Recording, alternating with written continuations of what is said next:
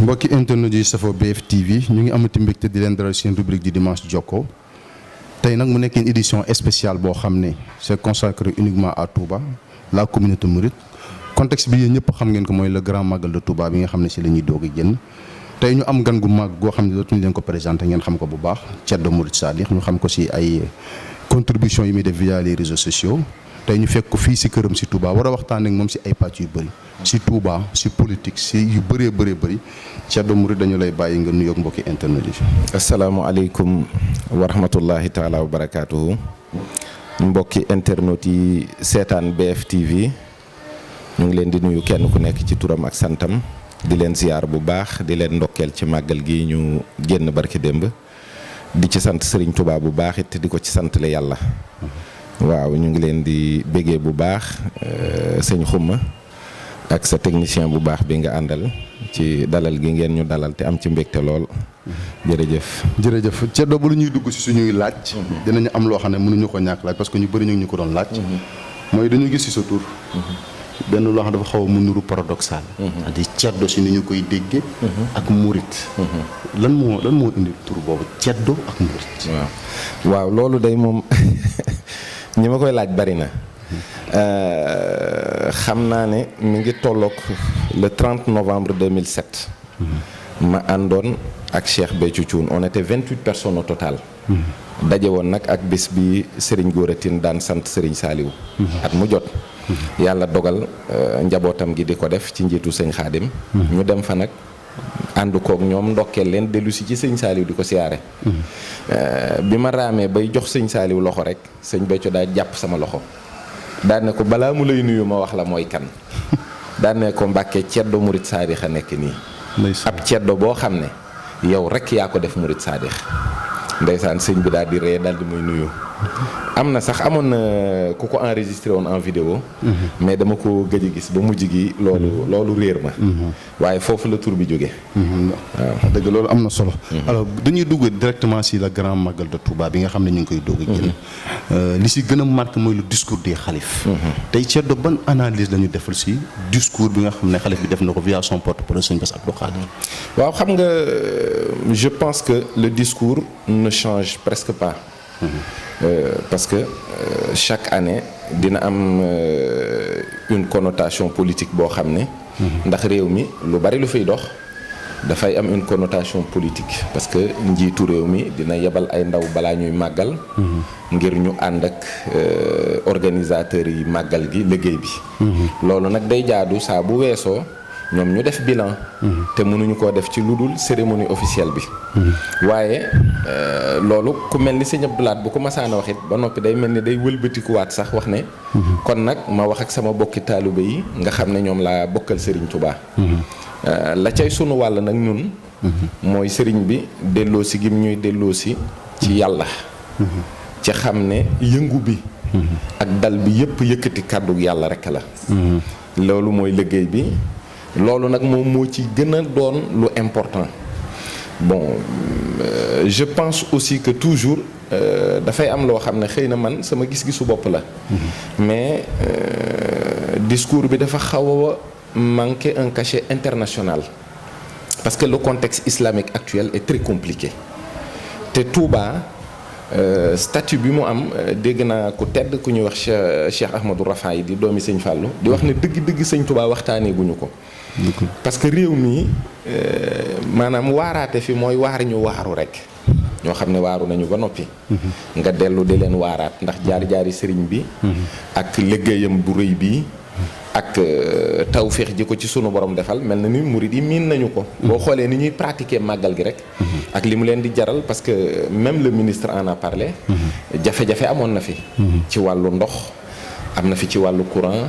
am na fi ci aspect yu bari mais du yàq dara ci pëstéefu taalibe yi maanaam bu fekkoon ne màggal gi suba sëñ bi da ko woote waat dogu bi gaa yi amoon bërki dem moom la ñu amaat suba waaw loolu nag tax na muy ñoo xam ne dëgg-dëgg fa leen sëñ Touba toll moom loolu day gën di yokk rek waaye du dellu ginnaaw mukk waaye nag addina bi ak lislaam bi ci boppam sunu bokki jullit yi nga xam ne 2 milliards lañu ci àddina toll nañu ci ñu di leen xamal Cheikh Ahmadou Bamba ak yëngoom ak liggéeyam loolu nag toujours léeg-léeg xëy na xataayu jamono bi ak jafe-jafe yi organisation yi. mooy tax xëy na discours yi du àgg foofu waaye nag discours bi moom at mu jot mu am solo lool. révélateur dimbaliwaate soññewaate. te loolu rek moo ci am solo. dëgg la. Thierno alors loolu li nga wax dañ ciy def benn corrélation ñëw si Touba. parce que dafa mel ne tey dafa am ay série d'événements yu fi am. yu am contexte màggal Touba. c'est-à-dire ay borom ñi ñuy tudde borom xam-xam. jug dem ba wax ne presque Touba dañ ko joxoon statut boo xam ne àggul foofu. ñu teg si tuuti ku mel ne professeur Ibrahima Thiam ñu ànd ak bind benn livre wax si loo xam ne murid yu bëri d'accorduñ si. mais ñu demaat tuuti rek Massalikul Jinaan ñëw. mel ne dafa joxe réew mi dal. la fa xew fa Abdoulaye Wade Macky Sall. suivi de la libération d'Khalifa Sall mel ne Touba tey. quel que soit Alpha dafa mel ne. c'est le poumon même de la régulation tey au Sénégal. loolu tey ban gis-gis la si ceeb doo xam nga politiciens yi dafa am ay analyses yoo xam ne nit bu ëmbee sentiment partisan rek analyse am dootul objectif tellement bu fekkee yàlla dimbaliwu ko mu am une honnêteté intellectuelle bu am solo. te loolu mooy dal politiciens yi tout le temps parce que dañuy bëgg Touba xaw ko ragal jàpp ne kenn mënta falu te ñëwuloo Touba. ndax Touba mooy fale wala du fale tout le temps politicien dafay xeex un autre pouvoir loolu même suy maslaa ak moom daf koy xeex parce que loolu arrangé wu ko donc te ñoom aussi fi ñu jàngee politique li ci ëpp mooy téere boobu ñuy wax Le Prince te Nicolas Machiavel bind ko loolu nag boo ko gëstoo tuuti xam ne fépp fu pouvoir nekk même bu fekkoon ne da nga yor juróomi nit yoo xam ne yow rekk la ñuy déglu politicien bi moom dina la bàyyi xel dina jéem a maslaa ak yow waaye jàppal ne fu mu la jekkoo rek def la ko donc psychologiquement les gens ont essayé de jouer ci bopp nit ñi di leen xamal ne voilà gis ngeen résultat élection yi jàll président bi gañewul Touba te teewul gañe na nangam ak nangam mais xamuñu ne Touba du électorat bi sëriñ bi la loolu mooy Touba sëriñ bi itam ni muy def ba dimbalim président mu falu du ko wax nit ñi yàlla la koy wax foofu la jafe-jafe bi nekk parce que sëñ Fallu dane woon nit ak jinne ak malaaka buñ daje woon ne déet man su ma nee waaw buñ ko tegee ci balance keng ji ko waaw ji watee foo toll ci àddina di ko dégg murid yi li ñuy bari bu ñu xëyoon jaar penku sëriñ bi jaar sow balaa jant bee soo ñëppi fekk ko te it lim bëgg du ko wax mbindeef ni ma la ciy jox firnde mooy 2007 bi sëñ Saliou recevoir Ablaye Wade ba di ko ñaanal muy dem dane ko li ma la bëggal du ma ko wax nit sëriñ bi ci boppam laa koy wax mu defal ma ko kon diggante sëriñ bi ak yàlla leer gi mu leer du lu ñuy natable te yàlla mooy fal buur allahumma malikul mulki tuutil mulka man tasha waaye avis sëñ Touba diggam ak yàlla ak jote gam fa jote tax na bu sëriñ bi jubloo ci loola am rek bu fekkoon ne mbooloo mi yëpp dañ ne loolu du am loola day am moo tax fi mu ne gis nga ñun ñëpp amoon nañu ay position politique ci élection yi donc waaye sëriñ bi moom dañu cell rek dégg nga it ba muy wax ne dafay ñaanal président dane damaa teewlu sunu borom rek damaa teewlu sëriñ bi rek loolu nag ñu bari ñàkk analyse ak ñàkk honnêteté intellectuelle moo tax gëstuwuñ ko waaye bi Masaalikul Jinaan ñëwee contexte wàllu àddina bi mu fi fekk mooy yëg nañu ne réew mi xol yu bari dafa fasu par rapport au dialogue national qui a échoué ndax président woote na fi dialogue national jàllul ba lenn ci waa PDS yi mere Omar Sarr ndax dem na fa kon ñooñu xam nga bëgguñu juboo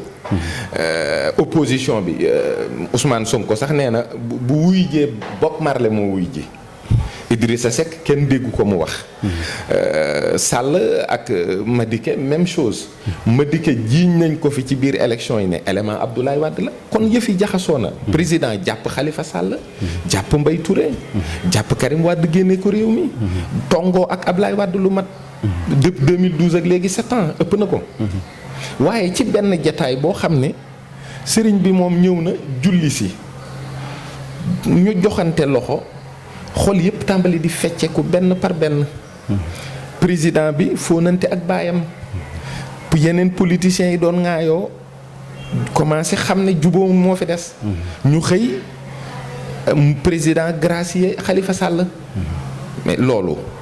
même un régulateur ordinaire ne peut pas le faire c'est-à-dire bu fekkoon ne dafa war a dajale ay nit toog waxtaan ak ñoom pour trouver un consensus des gens l'ont fait depuis très longtemps et ça n'a pas marché kon sëriñ bi dafa am loo xam ne bu ko bëggee lay tax mu jote ca xolu nit ña ba loola am loola yàlla la koy ñaan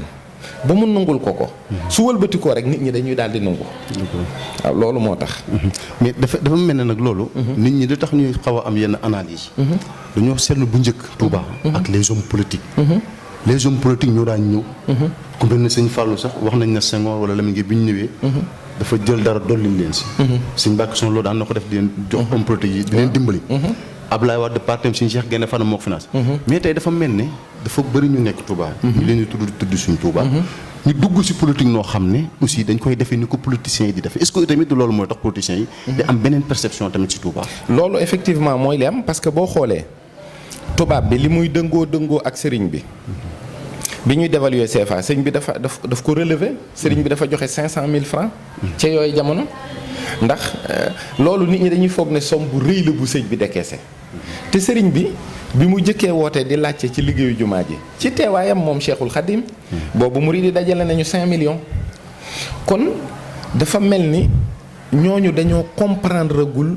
la puissance de la spiritualité parce que ñi jëkk a wuy si sëñ Touba dañoo dégg ab wooteem jëme ci yàlla. ñu toppee ko loolu sëriñ bi ci boppam nag moom li tax àddina wëlbatiku di ko topp. moo dalul ñu bari parce que comprendre ñu spiritualité bi sëriñ bi doomi Cheikh Mor Anta Sali la moo nekkoon qaadi u Lat Joor bi nga xam ne sëriñ bi Cheikh Mor dem na nee nañ ko demal ci Lat Joor Lat Joor lan la lay procurer bien-être sécurité tranquillité nga continuer li nga xam ne moom la sa waajur doon liggéey doom benn jafe-jafe. mu ne moom rus na malaaka yi di ko gis muy dem ci buntu buur kon foofu la rupture jëkk amee alors que ci chariatul islam sax la sëñ Maam Mor nekkoon yoon nangu na ko mooy nag maslaa ak niti politique yi. ak ndax koo xam ne dafa nekkoon ci jaahiliya ñëw ne la léegi damaa bëgg gannaaw léegi maa ngi àttewoo ci diine nga dimbali di ma ubbee. Ce qu'on appelle les qadi c'était ces gens-là qui s'occupaient du ministère de la justice ci yooyu jamono loolu tax sax la convocation des religieux à Saint-Louis c'est ça qui justifie ça. D'accord. Sénégalais yu bari xamuñu ko mais li tax borom Ndar woo sëriñ sépp mooy da leen doon xamal ne leen le ministère de la justice n'est plus entre vos mains.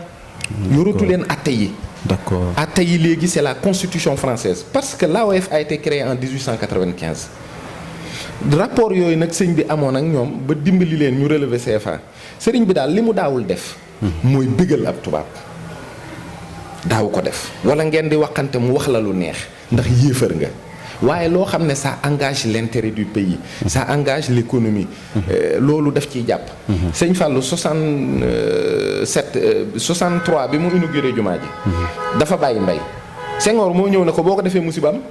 ndax kon économie réew mi dafay daanu mu ne moom jumaa ji rek moo taxoon mooy bay te jumaa ji àgg na moom dootul bay. waaye gis nga impact économique bi mu am sëriñ bi nag ne ko Senghor ne ko déet dimbali ñu ci et cetera yàggul dara loolu fàttali nga ko bi Sonacos tàkkee. effectivement sëñ Saliou 2 milliards la leen jox dimbalee leen ko. ak leneen loo xam ne jaar na fi même pendant des conflits politiques. Amath Dansokho mës na wax ne sëñ Saliou mës na ko woo jox ko xaalis. ne ko demal nga jox Ablaye Wade lii te jël lii te ngeen toog te noppi te muñ. kon bu fekkee nitu politique u Touba dem na ba yaakaar ne. su toppee nguur dana amee ci moom dara. dafa léegi dafa renverser situation bi. Et c'est ça qui fait que léegi politique bi day gën a am ay pexe ci yow parce que xam na ne am na loo yaakaar ci moom. effectivement loolu moo tax Touba musul yaakaar ci nguur dara da ko daa dimbali. mais bu fekkee léegi dafa am ci biir statut bi ñoo xam ne dañoo wëlbatiku mel ni dañoo am benn complexe bu ñuy nourrir vis-à-vis des hommes politiques wala des célébrités. C'est ça la catastrophe. mais est-ce que loolu li ko indi du tey Touba bu ñu xoolee formé en 1888. si diir bu gàtt. mu am fi réussite bu mu am croissance économique croissance démographique. mais tey on a l'impression que la classe intellectuelle mouride. li ma tuddee classe intellectuelle mooy ñi nga xam ne jàng nañ seen jàng sori soit si arabe wala si français. mais dajaloo tënk loo xam ne tey. Sénégal dañ see war a mën a jaar jël idéologie mouridisme. comme ni ko Chine defee si Mao Zedong. comme ni ko yeneen dëkk defee si seen kilifa yoo xam ne nii. tey boo xoolee seen xalaat la ñuy jël di ko doxalee réew mi mais tey dafa mel ni kenn portewul loolu tey si yoon bi. parce que là tu poses un problème très important mooy su ma la doon delloo laaj dama lay wax est-ce que Sénégal kon am na parce que ñun nattu bi ñu dal dafa dañagul ba léegi mooy yow réew mi nga gis ak ni ñu koy àttee ak ni ñu koy doxalee il n'y a rien de sénégalais dans tout ça te tant que loolu amaguñu état de conscience bi du sotti tubaab bi dafa mel ni ku ñu bàyyi te bàyyeeguñu ba pare nag bàyyee ñu fi ay archives yoo xam ne ci biir def na ca rambaaj ba ñenn ñi du ñu mën a juboo ak ñenn ñi du ñu mën a tàllal seen xol. parce que bi ñu fiy nekk fekk sëriñ si dem nañu ba yëg ne ñii jaxase leen rek mooy mën a nekk mooy même bu ñu fi nekkatul ñu ji ci seen xol ak kujje. et c'est pas ça une nation. parce que saa boo xam ne réew mi soxla na. tijaan bi dafay bàyyi murit bi bàyyi séeréer bi bàyyi joolaa bi bàyyi sénégalais bi yéeg ñu xool intérêt nation bi li ñuy wax l'être sénégalais lan moo ko arrangé ci biir lii. ñu xool mais attends d'accord être sénégalais am na mais murit bi modèle bii mu liggéeyoon ci nangam ak nangam mais nañ ko ci roy. suñu ko defee tijaan bi du am lu ko naqari parce que danaan effectivement là il a eu une réussite sur le modèle murit kon nañ ko jël. demee ñu def ko ci dijaan su gannaaw suba ñu ne déedéet lii séeréer yi ñoo ko miin yàgg nañ ko def nañ xool ni ñu koy defee mais loolu moo amagul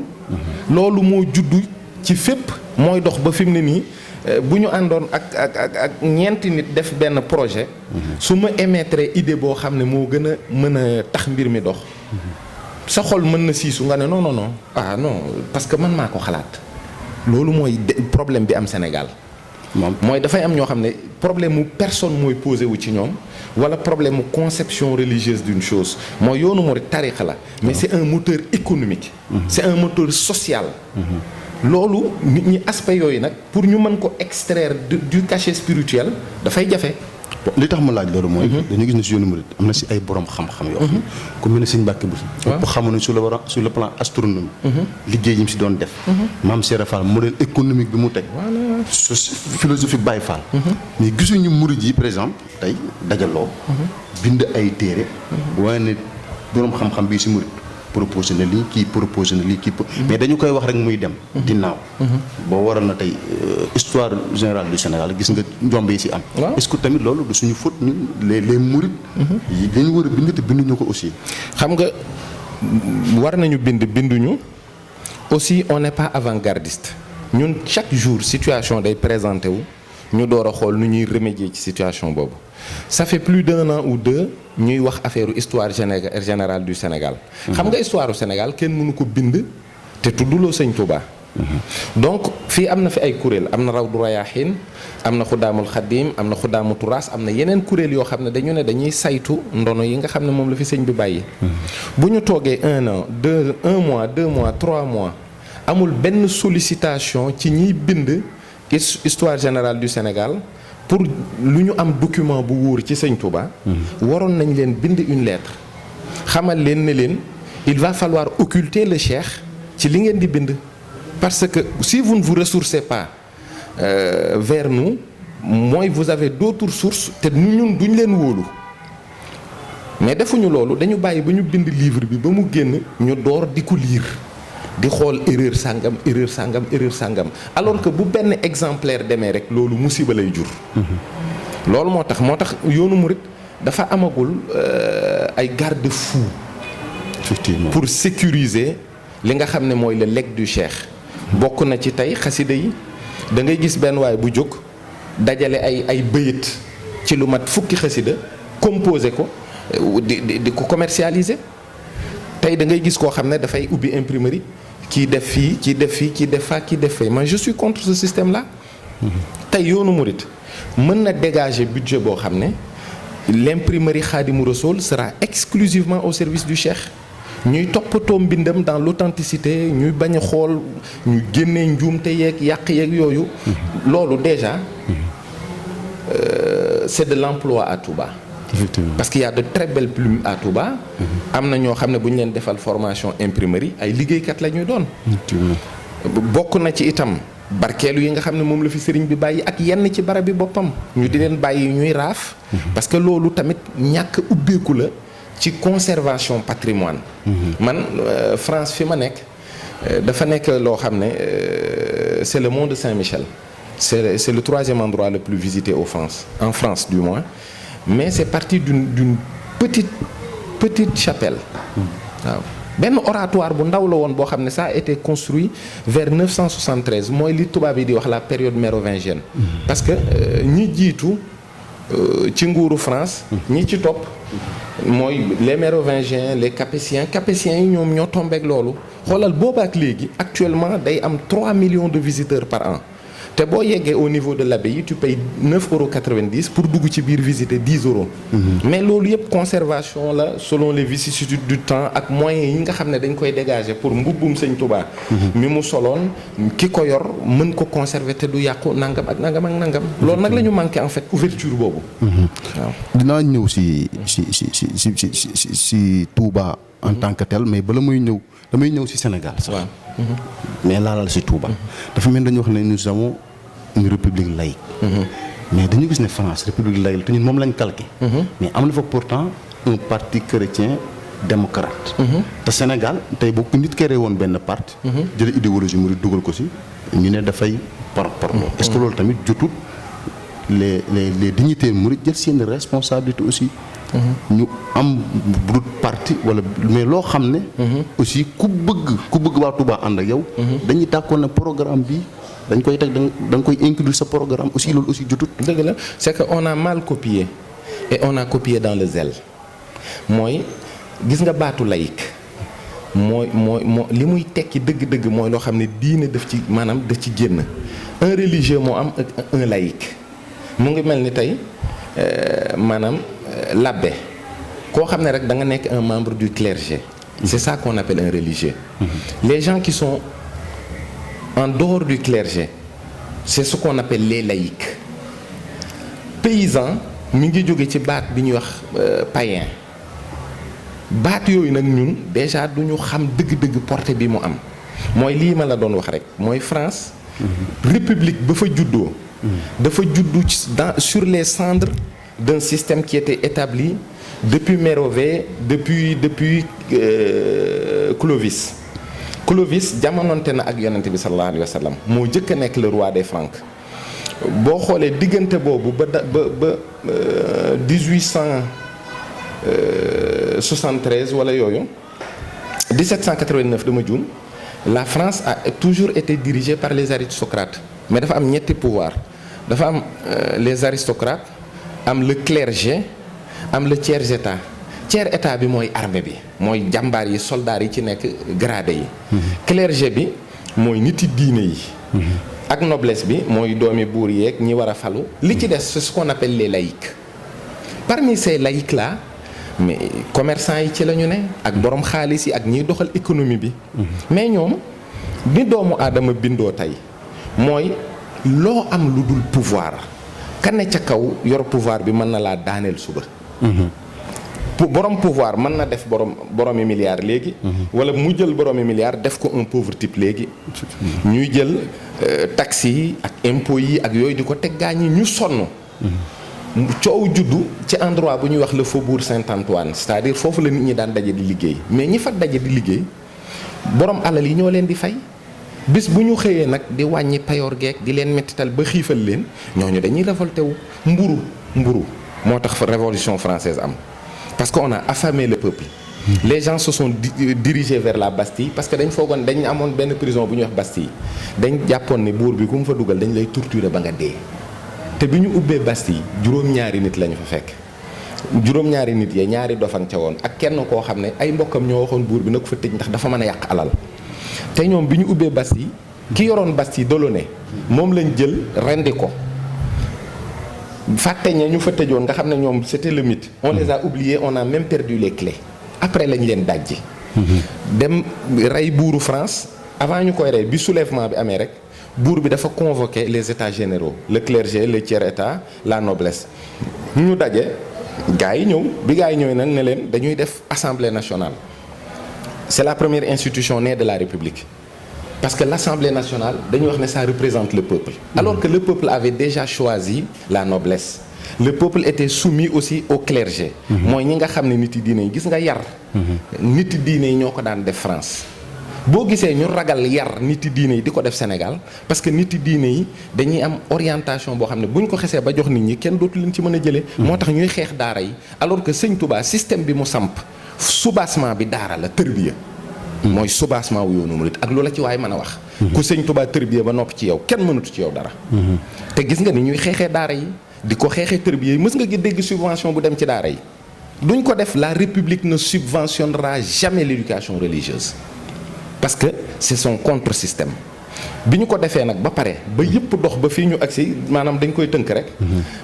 léegi l'Église a été soumise à la République. L'abbé yi bañoon on les appelle des curés réfractaires fi mu ëppee woon c'est en Vendée on appelait ça la Vendée militaire moo tax Robespierre moo yoroon yëf yi booba jamono ne li ñuy bëgg mooy génocide rey waa Vendée ba ñu jeex. En réalité on en a tué presque 167 000 personnes yoo xam ne ci loolu lañ leen rey. curé yi réfractaires yëpp dañ leen doon rey ñii ñu leen di sànni au niveau de la Loire-Atlantique ñii ñu leen di sànni sax ay gaynde yi ñu lekk leen moo tax tubaab yi jël sànni sëñ Touba gaynde fii ci Ndar. parce que xamoon nañu ko c'était leur système boobu nag ñu doxal ba léegi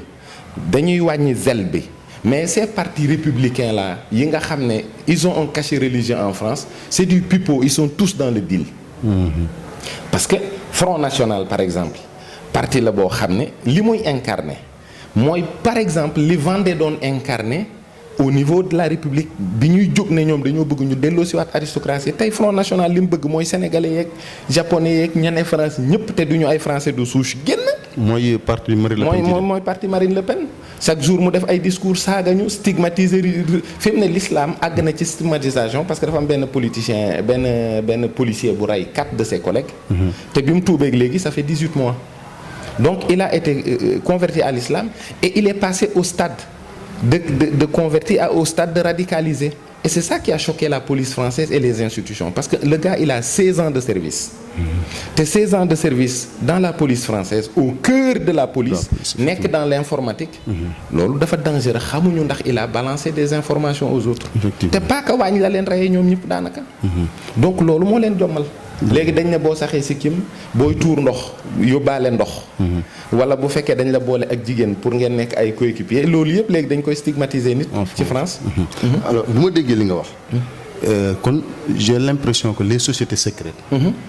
du ñu bàyyi benn dëkk boo xam ne fay fi mel na Touba. moo am benn kilifa boo xam ne bu waxee ñëpp def. bu bàyyee ñëpp bàyyi. est-ce que tey ragaloo ne société secrète yooyu. ils feront tout pour influencer tey biir Touba. Le mal de la République aujourd'hui. Je ne dirais pas la République sénégalaise. Le mal de la République, c'est que quelqu'un qui appartient à une institution religieuse ait autant de puissance. C'est un mal. loolu moom dañ koy combattre ñoom fu ñu toll. bu fekkee da nga dégluwaat benn jour Macron di def discours. del xool ni muy mujjee day wax vive la République vive la France lu tax du wax vive la République française benn yoon mu jeex. day wax vive la République vive la France kon la France c'est pas la République c'est pas la France la République c'est la religion dont le fonctionnement est la laïcité mooy diine joo xam ne la ñuy waxoon ay diine cosaan yàlla nekk ca ñu génnee leen ci biti. kon am nañu leneen lu mën a remplacer yàlla loolu nag mooy Lucifer mooy seytaane ndax bépp mbooloo moo xam ne dañoo fas yéene la ñuy doxal ñu génne ci yàlla dañuy dugal seytaane ala kulli xaal ndax sëñ Tuubaa noonu na ko amul kilifa Iblis mooy sa kilifa. ñooñu nag mënuñoo bëgg koo xam ne day delloo nit ñi ci yàlla. suñ ko rafetaleeg suñ ko rafetalul suñ ko nëbbeeg suñ ko nëbbul parce que Sénégal franc-maçon ak yooyu yëpp c'est des sujets tabous. mais en France tu peux rencontrer quelqu'un mu ne la man je suis franc-maçon je suis d'obédience maçonnique j'appartiens à telle loge kenn nëbbu ko loolu mooy wax ji waaye nii sëñ Touba mel nii. moo taxoon ñu daje parce que sëñ Touba mooy li ma wax c'est un réfractaire. ndax ci comportement moom ak ci dogoom ci topp boroomam. tubaab bi loolu arrangé wu ko rawatina sax bu fekkee mbooloo da koo topp fa ñu yóbboon sëñ Touba ci Gabon fekk na fay nit. am na ñu ko fa fekk ña ko fa fekk rey nañ leen ñam fa fekk rey nañ leen ñu ci bari moo leen jullee Almaami Samori gis nga ko. kon dellu si gii ñu ko delloo si nekkul ne dañoo baisser les bras de déedéet bañ ko delloosee dañoo fexewaat ba yóbbu ko gànnaar pour xool ndax à partir de la Mauritanie mën nañu fexe ba mu complexé naar yi ci seen wilaya ak seen xam-xam ak seen digg arab ak nangam mu jommal leen. Sëñ Touba li mu def gànnaar defu ko Sénégal. bi ñu ko indee itam ñu neen paxe mooy li sëñ bi ne raamu masiri ila Njurbel la daal la sa sin ñoom lal nañu léegi pexe mooy xam nañu nag ni kii lii pexe mi mooy tant que yaa ngi koy bàyyi mu isolé ak i nitam la mu bëgg def ci ñoom dina ko ci def. nañu ko yóbbu ci benn capital boo xam ne dina nekk ci noonu ñu koy surveiller mais dinañ yàq ay nitam ñu andi ko njaareem sëñ bi ne loolu nag mooy seen pertement. law aayanoo siran fii sëri wamaaraamu mooy ñoom secret seen plan bi ñu lal mooy seen pertement la sama ndam la ñu indi ko fi ñun ñii fi toog ñëpp tey mën a làkk baatu tubaab mën a gëm sëñ Tuubaa plan bu échoué boobu moo ko indi parce que il fallait que les mourides arrêtent de fréquenter les daara que les mourides aussi l'isolement qui leur procure la sainteté la lumière divine qui leur permet d'être concentrés sur le zikr mu wàññeeku tant que mi ngi wàññeeku leer gi sëñ bi wàccee ci ñoom mi ngi wàññeeku. loolu nag ñu commencé di négocier di jël gars yi di créer ay école di leen dugal ci école yeeg yooyu jàppoon nañ ne loolu bu antoo ñii dootuñu gëm sëñ Touba. te aujourd'hui boo génne woon la classe intellectuelle bi nga xam ne yow ci nga bokk murid yi tuuti nit yi des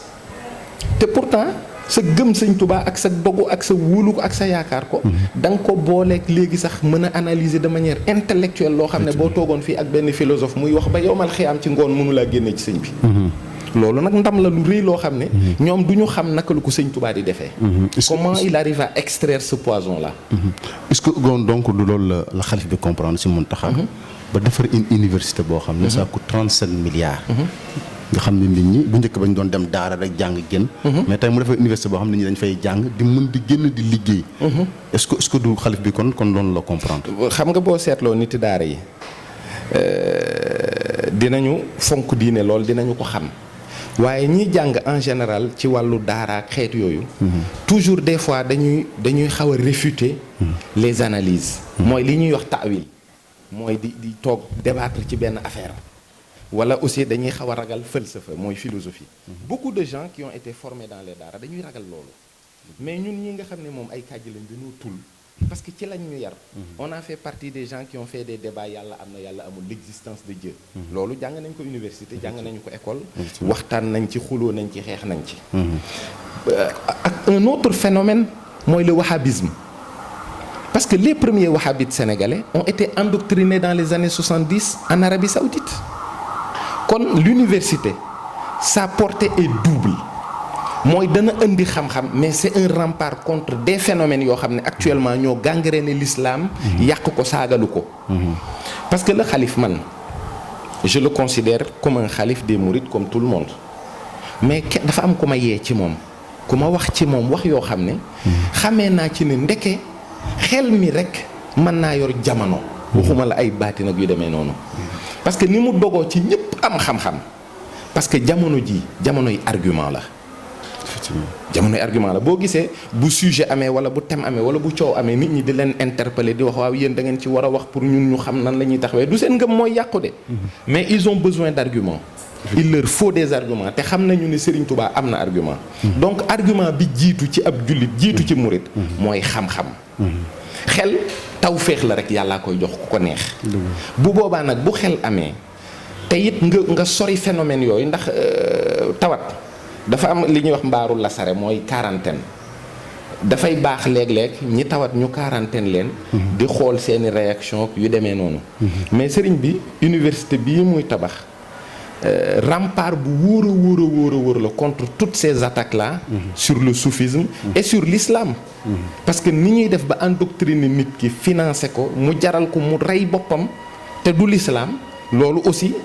liggéey la boo xam ne ci xelu nit ki lañ koy def. dëgg la sama technicien ba mooy wax ne presque waxtu bi ñu tiitaloon jeex na alors tey Thierno Mouride ban message lay lancé surtout les jeunes ñi nga xam ne classe intellectuelle mais surtout les jeunes yi nga xam ne bëgg nañ ndono li fi Sëriñ Tuubaa bàyyi ñu teew ban message lay ci message bi moom pour man ça va être un message li may jëkk a ñaan mooy ñi dëkk Tuubaa nga xam ne ñëpp dañu njort ne ñoo gën a dund Sëriñ Tuubaa ñoo ko gën a xam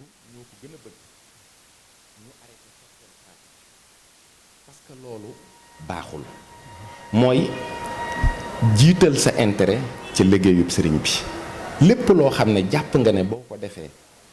mu doon ndam ci yoonu murit wala mu neex sëñ Touba te kenn du la ci tudd yëgal ne sëñ Touba moom am na fay te xam na ndax sëñ Touba daana wax nit ñi ne bu ngeen ñëwatee mu xat jël leen seeni addiya am ko na ko mbàkk jël ci la mën a waaw fii bu fi waay jël du réer mais bu fekkee dama jàpp ne man faw man ma feeñ ci affaire bi faw nit ñi xam ma faw nit ñi tudd ma wala bu ma ci àndul du baax loolu complot la ak texe te baaxul ci lislaam moo yàq kuréelu diine yu bari dem na sax ba nit ay nit yu ci bokk reyante ak yeneen nit parce que dañoo xam ne tour deret rek moo fi mooy des comme dernier rempart donc ça c'est la chose que je crains le plus mooy complot ak sentiment partisan ak yooyu li ci des mooy Touba c'est le poumon du mouridisme et il a la noblesse d'un cœur mooy xol day jox ñëpp deret ba noppi door a seddu yoonu murid fi mu ne Touba moo ci gën a soxla booster fi mu ne Touba dafa war nag ñu jóg taxaw jéem ko industrialiser jéem ko wut ay artisans ay former leen pour créer des emplois pour que cette ville là vive et démographiquement c'est la deuxième ville du monde du Sénégal je me suis trompé du Sénégal mais il faut que mu am ay boosters yuy tax nit ñi nag di jóg di fi ñibbisi pas di ziar si kese mais di ñibbisi di fi am liggéey di fi toog ndax ñun ñii di dem ak a dikk bu nu amoon rek loo xam ne tey mën nañ ci jàpp fii la ñuy toog liggéey la Serigne Touba loolu c'est très important la jeunesse aussi de la diaspora ak fépp fu ñu mën a ne moo xam Dakar la wala fépp na ñëpp dogu ci wut argument mooy xam-xam parce que argument rek mooy tax nga mën a xam li nga bëgg lan la te mooy dolli sa cofeel ci li nga bëgg te mooy tax nga gën a bëgg a liggéeyal ki nga bëgg Thierno ñu ngi lay sant di la gërëm mu nekkoon seen émission Jokkoo tey nag mu nekkoon édition spéciale boo xam ne dañ ko doon defee fii si Touba contexte bi nekk comme ni ñu ko waxee grand magal de Touba ñu fàttali leen ne mën ngeen ko seetaan si www.bftv.sn dimanche à partir de 12h donc ñu ngi leen di sant di leen gërëm doon am mbégte di leen présenter seen émission Jokkoo ba dimanche prochain.